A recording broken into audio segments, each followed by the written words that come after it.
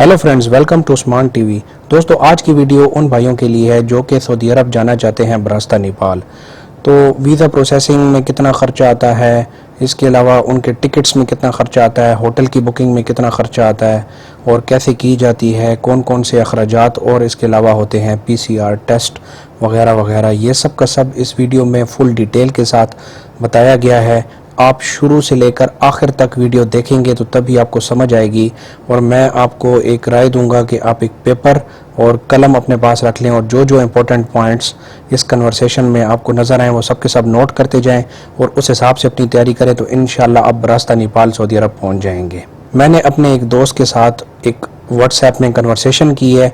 मैं बिल्कुल as it is वही कन्वर्सेशन आपके साथ शेयर करूँगा और उसमें मुख्तलिफ सवालात मैंने किए और उन्होंने जवाब दिया, क्योंकि वो अभी इस वक्त नेपाल में हैं, तो उनसे बेहतर कोई और मालूमात नहीं दे सकता। इसके लिए आप इस वीडियो को मुकम्मल देखें और अगर ये वीडियो पसंद आए तो मेरे चैनल को सब्सक्राइब भी कर लें और इसको दूसरे दोस्तों के साथ भी शेयर करें ताकि और लोगों की भी मदद हो सके।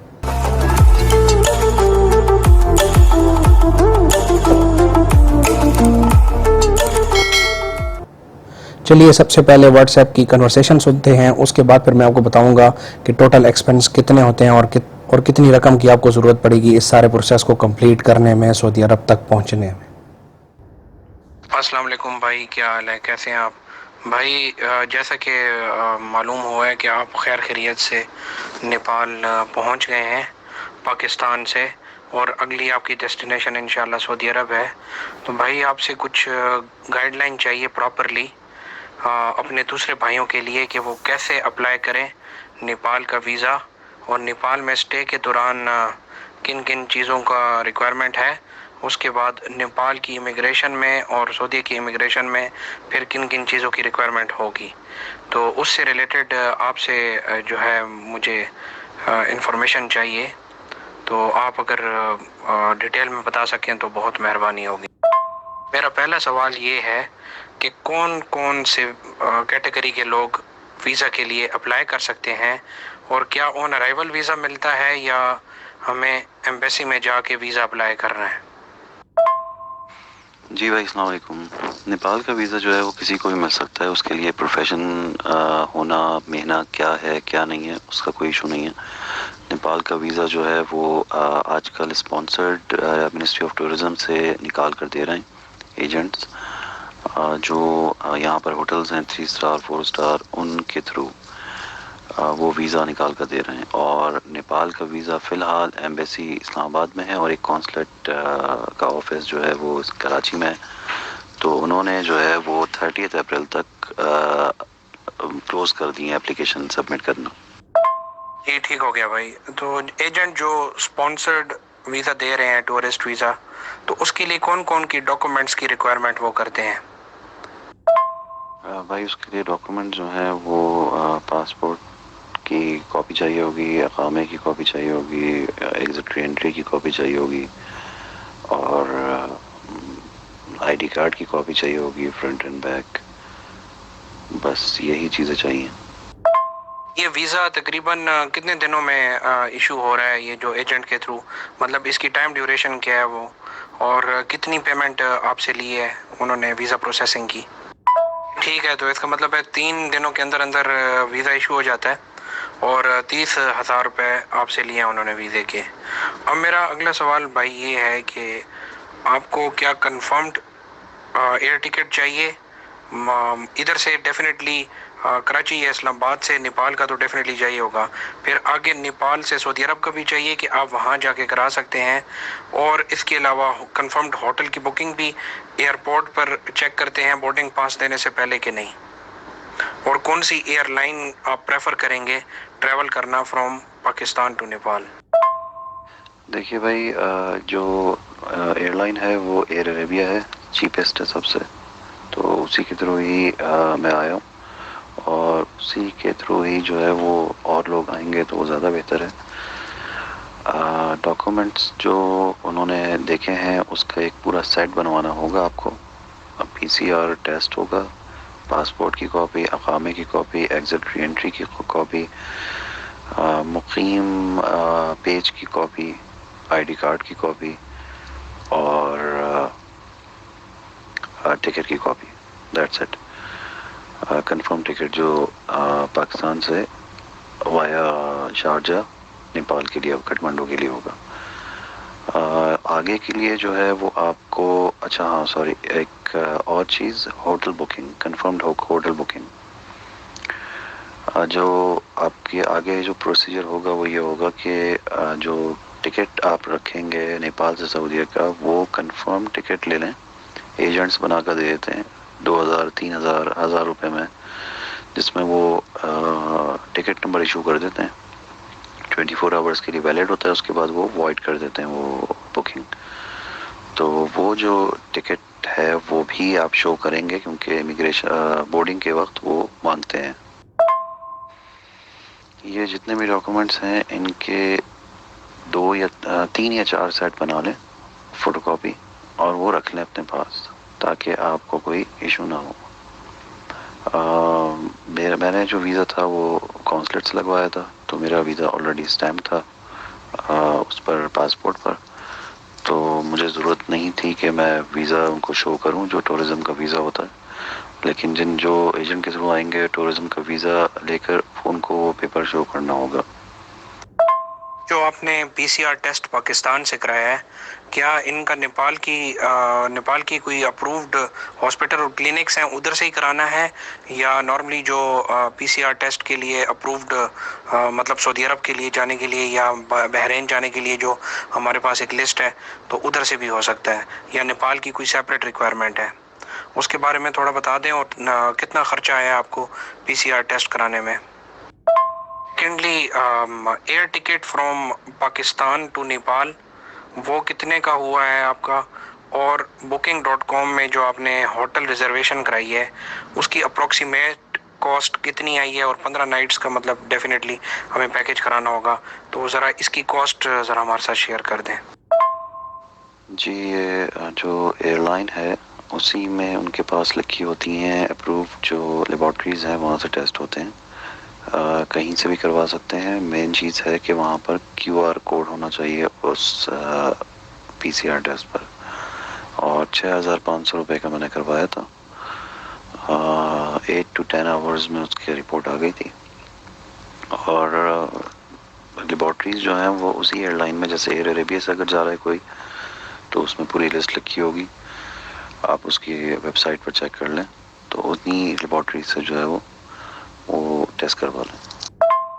जो टिकट है कराची से शारजा और काठमांडू तक का नेपाल का, वो टिकट आया है 42,000 का, ठीक है।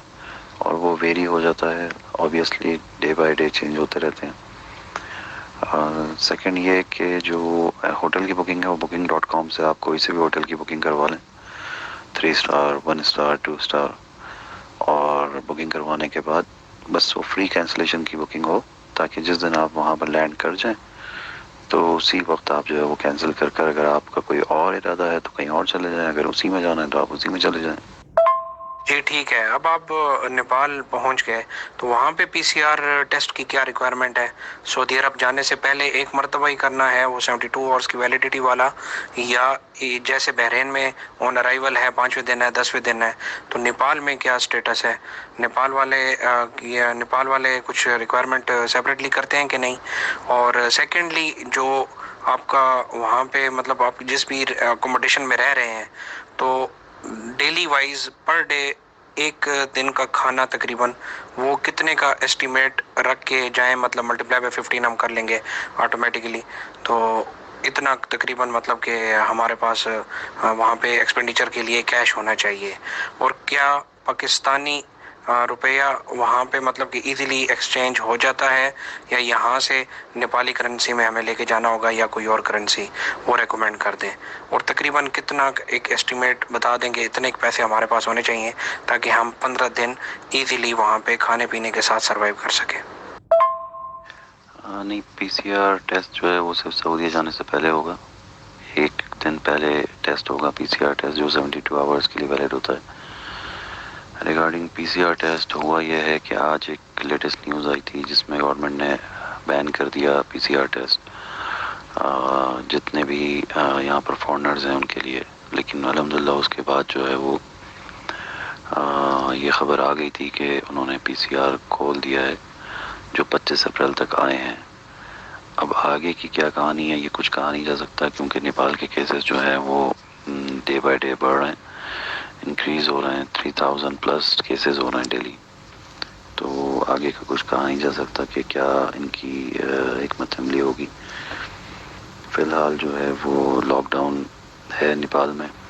रात 8 बजे से 2-3 दिन के बाद सुना में आ रहा है कि ये फुल लॉकडाउन लगा देंगे 24 आवर्स का।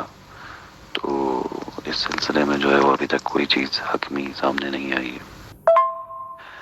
यहाँ आने के लिए नेपाली जो करेंसी है वो आप लेकर आइए, या फिर सऊदी रियाल लेकर आएँ, या फिर डॉलर्स लेकर आएँ। पाकिस्तानी रुपए जो है वो एक्सचेंज नहीं करते हैं ये लोग। और खाने का डिपेंड करता है आपके ऊपर कि आप किस तरीके से क्या खाना चाह रहे हैं। यहाँ पर कुछ वो भी हैं लोकल घरों में जो लोग खाना बनाकर डिलीवर करते हैं, वो 150 रुपीज़ लेते हैं नेपाली।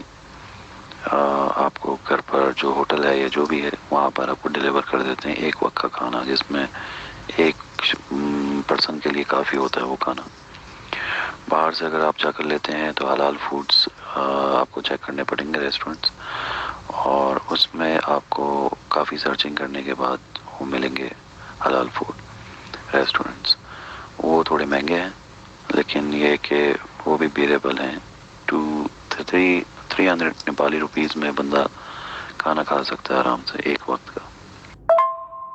और जहाँ तक पैसों की बात है तो I think 20 to 30,000 Nepali rupees जो है वो उसका एस्टिमेट होना चाहिए। फ़िलहाल मैं भी काउंट कर रहा हूँ डेली के, मुझे 14 डेज़ कंप्लीट हो जाएंगे तो फिर मैं उस हिसाब से आपके साथ शेयर कर दूँगा फुल अमाउंट। लेकिन डेली के 300 अराउंड 300 जो है वो नेपाली रुपीज़ का ख़र्चा आ रहा है खाने का। मेरा मशवरा ये है कि जो भी पाकिस्तान से आ रहा है वो अपने साथ कम से कम एक हैंड कैरी या सूटकेस में से आधा सूटकेस भर कर लेकर आए। चिप्स हो गई, बिस्किट्स हो गए, निम्को हो गया, खाने पीने की चीज़ें हो गई, इवन 10 पैक जो फूड होते हैं, कुक्ड फूड होते हैं, वो भी लेकर आ सकते हैं। और इसके अलावा हाँ, कुक फूड जो है वो ज़्यादा बेहतर रहेंगे। 10 जो होते हैं वो अगर वो 10-15 या 20 10 ले आएंगे तो उनका 14 दिन का आराम से खाना पूरा हो जाएगा। उनको यहाँ से परचेज़ करने की ज़रूरत नहीं पड़ेगी। रोटी यहाँ पर चपाती है 15 रुपए की, और तंदूरी रोटी जो है वो 20 रुपए की है। और इसी तरीके से चीज़ें यहाँ पर महंगी हैं। पानी की बोतल जो है वो 20 रुपीज़ की है नेपाली, और बाकी खाने पीने की चीज़ें जो है वो महंगी हैं। लाइक समोसा अगर हम लेते हैं आलू का तो वो 30 रुपीज़ का है नेपाली।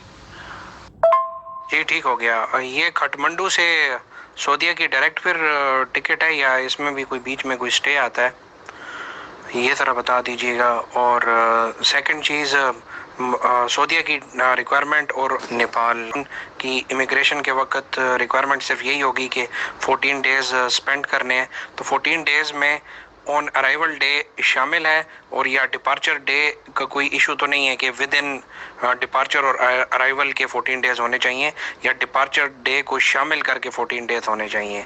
तो ये इसकी थोड़ी सी क्लेरिफिकेशन कर दें। और इसके अलावा कोई किसी किस्म की NOC की रिक्वायरमेंट तो नहीं है, नो ऑब्जेक्शन सर्टिफिकेट की रिक्वायरमेंट तो नहीं है, क्योंकि मैं सुन रहा हूँ कि इंडियन ऑफिशियल्स, इंडियन जो पर्सनल हैं उनको NOC की रिक्वायरमेंट पड़ रही है।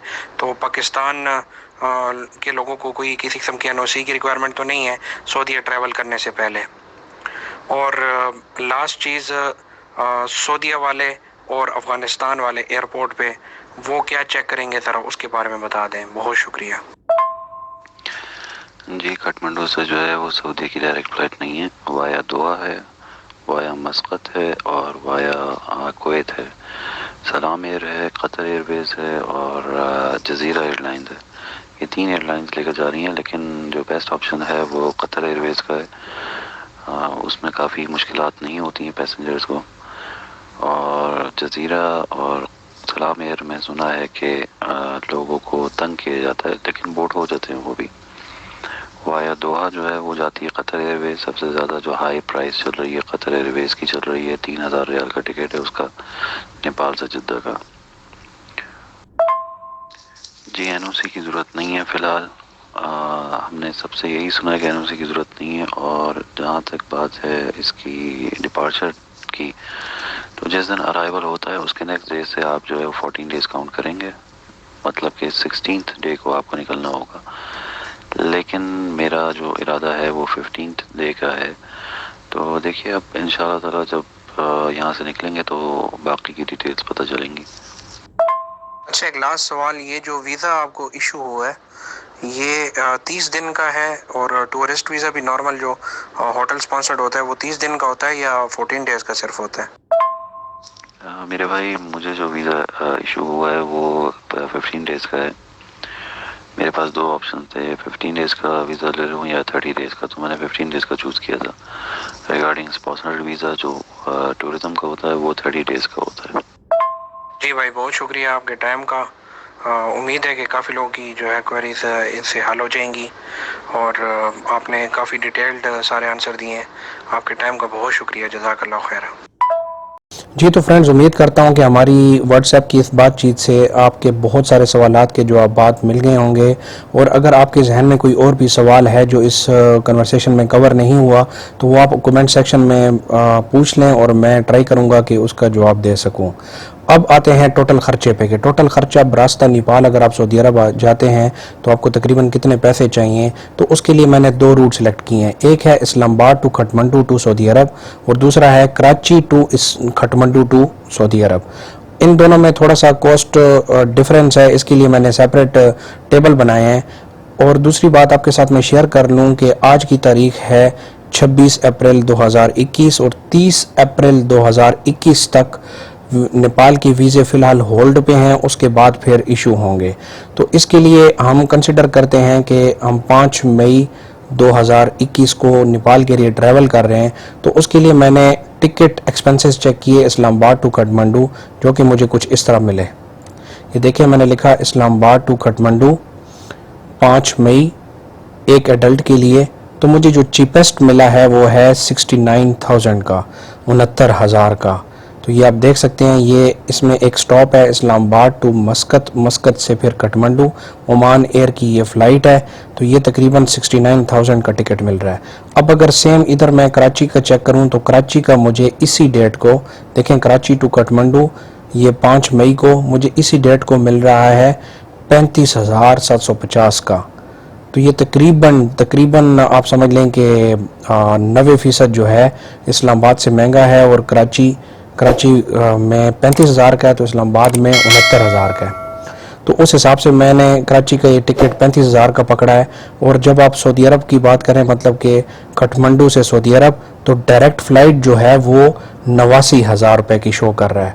ये 19 मई को 89,000 रुपये की शो कर रहा है। और अगर आप चीपेस्ट पे जाते हैं तो कनेक्टेड फ़्लाइट है तो वो 47,000 रुपये की शो कर रहा है। ये देखें, ये काठमांडू से दमाम डायरेक्ट फ़्लाइट है, 5 घंटे की फ़्लाइट है, 89,000 रुपये। और काठमांडू से दमाम बीच में दुबई का एक स्टॉप है 11 घंटे का, तो वो तकरीबन 47,000 रुपये की पड़ रही है। तो आपने PCR टेस्ट की अपनी वैलिडिटी को देखते हुए इसमें ट्रैवल करना है कि आप डायरेक्ट फ़्लाइट में सूटेबल होगा आपके लिए या कनेक्टेड फ़्लाइट। उसके बाद बात आती है होटल बुकिंग की। अब जब मैंने होटल बुकिंग 5 मई से 19 मई एक एडल्ट एक रूम के लिए काठमांडू में सर्च किया और मैंने इधर लोवेस्ट प्राइस को फ़िल्टर किया, तो मैंने देखा कि मुझे 362 पाकिस्तानी रुपीज़ में फ्री कैंसिलेशन के साथ पर नाइट होटल मिल रहा है, जो कि जैसे जैसे मैं नीचे जाऊंगा तो यहाँ पे प्राइस बढ़ती जाएगी। अगर मैं कंसिडर करता हूँ इन सब चीज़ों को कि 600 रुपये पर नाइट अगर आपका ख़र्चा होता है पाकिस्तानी रुपीज़, तो वो तकरीबन 10,000 रुपये बनता है। तो चलिए आप जाते हैं इस शीट पे और यहाँ पे स्टडी करते हैं। ये देखें, पहला कॉलम है वीज़ा फ़ीस का। वीज़ा फ़ीस आपकी 30,000 रुपये है अप्रोक्सीमेटली। अगर एजेंट से आप कराते हैं तो 30,000 रुपये तकरीबन वो आपसे लेगा। उसके बाद ticket from Islamabad to Kathmandu 69,000, 69,000 की। Hotel booking 10,000। PCR test Pakistan में जो फ़ीस है वो 6500 पाकिस्तानी रुपीज़ पे है और आप जिस एयरलाइन में ट्रैवल करेंगे उनकी अपनी वेबसाइट पे अप्रूव्ड हॉस्पिटल और क्लिनिक होते हैं, वहीं से आपने PCR टेस्ट कराना है। Food expenses plus grocery approximately आप पकड़ लो 30,000 Pakistani rupees. Ticket from Kathmandu to Dammam 89,000 direct, ये बात याद रखें, डायरेक्ट 89,000 का है और 47,000 है इनडायरेक्ट, मतलब कि कनेक्टेड फ़्लाइट के साथ। उसके बाद PCR टेस्ट जो है वो नेपाल का वो तकरीबन 10,000 रुपये आप उसके पकड़ लें। अगर आप डायरेक्ट फ़्लाइट लेते हो और इस्लामाबाद से ट्रैवल करते हो तो आपका टोटल एक्सपेंस जो आएगा वो 2,44,000 आएगा। अगर आप इस्लामाबाद से ट्रैवल करते हो और कनेक्टेड फ़्लाइट लेते हो बैक टू सऊदी अरब तो आपका 2 लाख रुपए खर्चा आ रहा है। अब हम बात करते हैं Karachi to Kathmandu to Saudi Arabia expenses की। तो वीज़ा फ़ीस सेम है 30,000 रुपये। Ticket from Karachi to Kathmandu 35,000 रुपये का आपको पड़ेगा। होटल बुकिंग 10,000 रुपये की। PCR टेस्ट जो पाकिस्तान में है वही 6500। फूड एक्सपेंसेस 30,000 ही हम रखेंगे। Ticket from Kathmandu to Dammam direct 89,000 की है और PCR टेस्ट नेपाल में 10,000। तो इन सबको अगर जमा किया जाए तो टोटल बनता है 2,10,000 रुपये। अगर आप कनेक्टेड फ़्लाइट के साथ जाते हैं तो फिर आपका 1,68,000 रुपये खर्चा आएगा।